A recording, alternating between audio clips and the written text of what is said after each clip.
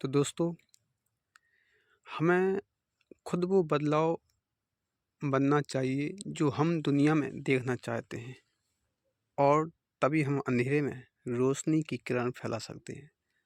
तो दोस्तों, ये जो महात्मा गांधी के विचार हैं, तो अब हम चलते हैं अपने वीडियो की तरफ।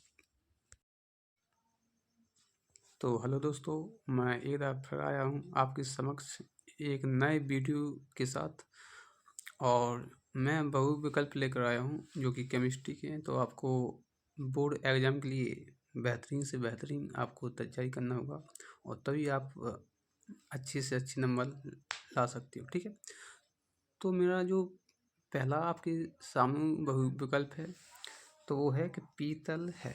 तो इसकी मैं आपको सामने बहुविकल्प देता हूँ ऑप्शन। तो पहला है उपधातु यानी ए, और बी दिया है आपका मिश्र धातु, और सी दिया है जो आपका यौगिक, और डी दिया है विषमांगी मिश्रण। तो दोस्तों, ये चीज़ आपने पढ़ रखी होंगी, क्योंकि ये बस आपको क्या करना है, रिवाइज करना है। और सबसे ज़्यादा आपको क्या करना है, बहुविकल्प पे ज़्यादा गौर देना, क्योंकि ये 20 नंबर की आपकी आते हैं। ठीक है, ऑब्जेक्टिव टाइप। तो 20 नंबर की आपको ये अच्छे से पढ़ना है। तो इनमें से हमें देखना है कि इसमें आंसर क्या होगा। पीतल जो है किससे मिलकर बना होता है, तो हमारा ये बना होता है मिश्र धातु से। ठीक है, तो इसका आंसर क्या होगा दोस्तों, इसका होगा उत्तर बी। ठीक है, तो इसकी हम परिभाषा भी जान लेते हैं। जो पीतल है एक मिश्र धातु है। ठीक है, अगर बहुविकल्प में ऐसा भी आ जाता है कि पीतल क्या है, तो पीतल क्या है, ये मिश्र धातु है जिसमें 70% क्या होता है, कॉपर होता है। हाँ, और 30% होता है दोस्तों जिंक। इन दोनों से मिलकर क्या बना होता है, एक जो लोटा हम आपको दिखाई देंगे, ये है आपको लोटा, जो 70% इसमें क्या होगा, कॉपर होगा, और 30% इसमें जिंक होगा। ठीक है, और मैं एक तस्वीर आपको और बताऊंगा, ये। ठीक, तो ये क्या है, दो चीज़ से मिलकर बनी होती है, कॉपर प्लस जिंक, और ये क्या बन जाती है, मिश्र धातु।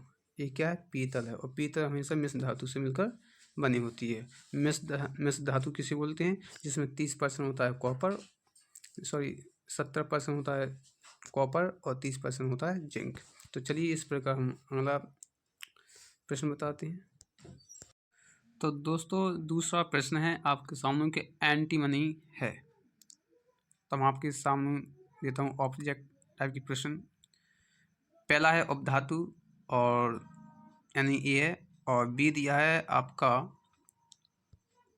धातु, और सी दिया है आपका अधातु, और डी जो आपका दिया है वो है अक्रिय गैस।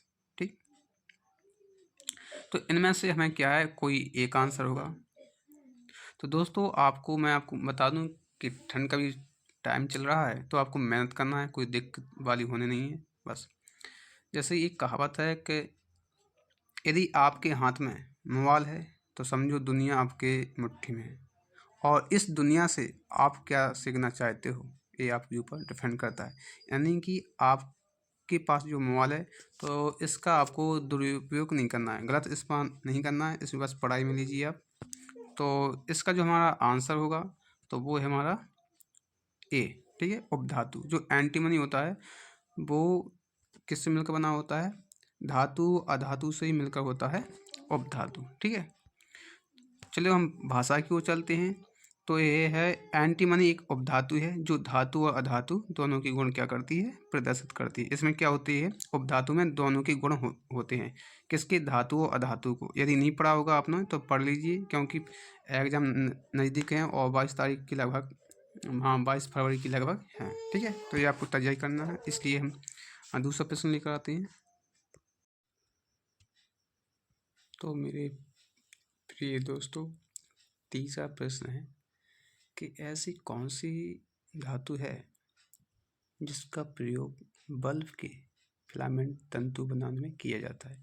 दोस्तों, इसमें धातु का पूछा है, ध्यान रखना कि मान लो वो कौन सी धातु है जिसका प्रयोग बल्ब के जो भाग होता है, जिसको हम तंतु बोलते हैं, उसको बनाने में किया जाता है। वो जलता है ना, उसकी बात कर रहा है। ठीक है, तो चलिए ऑप्शन में दिया है आपका पहला ए यानी मैग्नीशियम, क्या ये मैग्नीशियम का बना होता है। बी दिया है सिल्वर, और सी दिया है प्लेटिनम, और डी दिया है टंगस्टन। ठीक है, तो ये इनमें से कोई एक ना एक आंसर होगा दोस्तों। तो जो इसका आंसर होगा वो होगा डी। ठीक है, उत्तर डी है, यानी क्या, टंगस्टन। चलिए अब इसको हम थोड़ी इसकी डेफिनेशन समझते हैं, यानी कि भाषा। ठीक है, चलिए इसकी भाषा क्या बोलती है। दिया है कि टंगस्टन धातु का प्रयोग, जो धातु है टंगस्टन, इसका प्रयोग बल्ब के फिलामेंट तंतु बनाने में किया जाता है। ठीक है, अब ये फिलामेंट क्या है। फिलामेंट दोस्तों, जो बल्ब जो चमकता है वो फिलामेंट की वजह से ही जलता है। ठीक है, उसी की वजह से ये जलता है। चलिए ये है फिलामेंट। ठीक है, ये है दोस्तों बल्ब जो आपको दिखाई दे रहा है, जिससे आप इसको हम फिलामेंट को टंगस्टन भी बोलते हैं। देखिए इसको हम क्या बोलते हैं, टंगस्टन भी बोलते हैं, और फिलामेंट में इसी को हम बोलते हैं। ठीक है, चलिए अब इसी प्रकार हम अगला प्रश्न लेकर आते हैं आपके पास। तो दोस्तों अगला प्रश्न हमारा चौथा कि अमालगम होते हैं।